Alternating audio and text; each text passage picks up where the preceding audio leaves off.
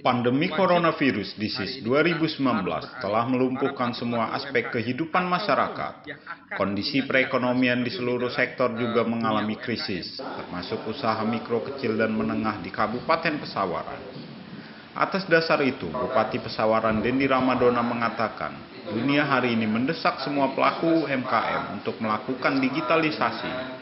Ucap Dendi saat diskusi online dalam program Bupati Menyapa melalui aplikasi Zoom pada Selasa 18 Agustus 2020 pukul 16.00 waktu Indonesia Barat. Dalam program Bupati Menyapa yang dimoderatori oleh Eko Priyo Santoso, Dendi menyebutkan sekitar 3.000-an UMKM di wilayahnya terdampak pandemi COVID-19. Ada yang dampaknya minim, ada yang dampaknya berhenti, dan bahkan ada yang beralih ke usaha lain. Terkait permasalahan produk, Dendi menyatakan bahwa Pesawaran lebih dekat dengan ibu kota Jakarta secara geografis. Ia juga mengajak pelaku UMKM dan masyarakat Pesawaran untuk memanfaatkan gadget guna mendukung usahanya. Bupati muda ini mengimbau semua pihak untuk memanfaatkan perkembangan teknologi informasi semaksimal mungkin. Sementara founder Kopi Blok Hand, Dedi Yudianto, yang menjadi pembicara Zoom meeting, meminta pelaku UMKM untuk tidak lagi meragukan dunia digital. Pria yang sudah 25 tahun menggeluti dunia cyber ini mengajak masyarakat Pesawaran bangkit dan merubah aktivitas bisnisnya ke arah digital. Karena memang dunia hari ini kita didesak dan kita harus dapat mengikuti tren global dunia maupun di tempat kita masing-masing, di mana yang dulu digitalisasi ini termasuk hal yang mungkin tabu, atau digitalisasi ini sedikit ngejelimet katanya, apalagi kalau sudah masuk di dalam pemahaman orang, mohon maaf, orang yang sudah uzur dan lain-lain. Digitalisasi ini hanya sekarang kondisi pandemi COVID ini rupanya celah digitalisasi ini sangat terbuka lebar di dalam semua lini kehidupan kita. Nah, di hari ini di mana kita cukup tahu bahwa saya juga banyak belajar dari Mas Dedi ini ya. Mas Dedi ini adalah CEO atau founder daripada Kopi Blockchain, dan juga beliau salah satu pengusaha di bidang cyber. Nah, dan teknologi tentunya, yang dari setahu saya kenal beliau dari beberapa tahun yang lalu. Memang beliau inilah, kita belum berpikir digitalisasi, beliau sudah berpikir terkait digitalisasi ya. Kita harus berpikir lebih ekstra lagi. Kalau produk, saya katakan tidak kalah hari ini. Produk-produk sangat banyak, tinggal bagaimana pola-pola pemasaran. Maka secara umum saya katakan di dalam event ini bahwa mari kita bersama-sama berpikir bagaimana kita bisa memadukan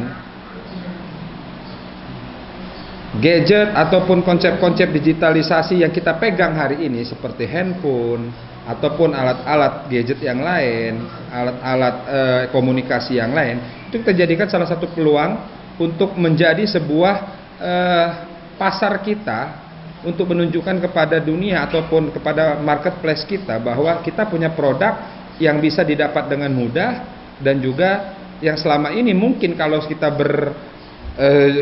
berdagang ataupun jualan secara konvensional, itu mungkin hanya pelanggan 1 atau 20 pelanggan.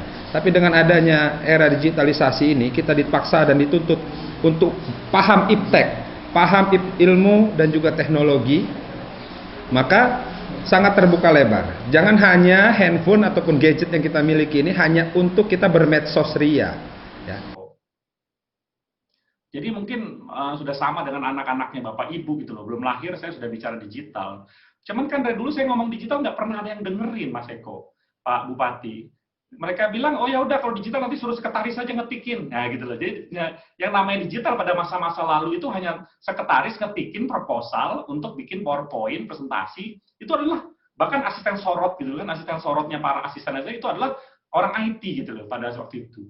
Tapi hari ini orang IT yang sekarang di depan, karena ya kehidupan ini memang digital. Udah nggak usah diragukan lagi, siapa yang nggak kenal Tokopedia, siapa yang nggak kenal Bukalapak, siapa yang nggak kenal Shopee. Udahlah, apalagi ibu-ibu, mak-mak nih, mama muda, mamut, ya kan, mak-mak, ya gitu kan, semua pasti kenal dengan dunia-dunia itu. Dan itu kenapa nggak produk-produknya Pesawaran bisa membanjiri semua e-commerce tadi. Nah, bagaimana caranya? Kita akan bahas sedikit, karena waktu kita juga nggak mungkin lama. Nanti kita akan bikin, Mas Eko, sesi khusus dengan izin Pak Bupati. Kita bikin satu grup-grup khusus yang memang ada semacam sekolah online kayak begini gitu loh. Sambil pakai sarungan, sambil pakai celana pendek. Ini saya pakai batik, tapi celana pendek saya dibawa kan gitu. Ya, jadi karena eranya yang penting kan performance-nya kan hanya di layar ini gitu loh. Ya kan? Betul nggak? Jadi semua itu di layar, kan di bawah celana pendek. Saya nggak bisa sorot ke bawah kan gitu. Karena celana pendek. Tapi teman-teman lebih heboh lagi sambil tidur-tiduran tadi langsung ditunjukin kan gitu. Antara tidak tahu atau memang dia tahu tapi dia memang cuek ya. Jadi memang ini kan hanya masalah karena banyak kan nggak tahu ya. Lucu ya, seru. Saya nontonin kayak gini lucu. Nanti ada yang lagi keluar dari kamar mandi gitu kan, mungkin anaknya kan gitu. Jadi memang dunia digitalnya luar biasa diadaptasi secara mendadak karena COVID. Jadi COVID bagi saya adalah berkah. Bagi sebagian orang adalah musibah. Bagi saya adalah namanya musibah yang membawa berkah. Nah, kenapa begitu? Nanti kita akan sampaikan dalam paparan kita. Digitalisasi UMKM menuju Dedi Dewi dengan Warkop Digital. Kebetulan istri saya namanya Dewi dan saya sendiri namanya Dedi. Jadi bukan karena Pak Bupati, karena istri dan saya bilang Dedi Dewi, tapi kebetulan memang Tuhan memberikan nama. Pak Jokowi dulu presentasi waktu mau jadi presiden, itu janji bahwa Pak Jokowi akan membangun Dedi Dewi. Tapi belum diwujudkan sampai sekarang. Nah, ini bisa ditagih nih, ya, biar nanti baru Pak Bupati yang mau wujudin Dedi Dewi ini untuk bisa dijalankan. Karena konsepnya bagus. Dari Pesawaran, Rilis IDTV melaporkan.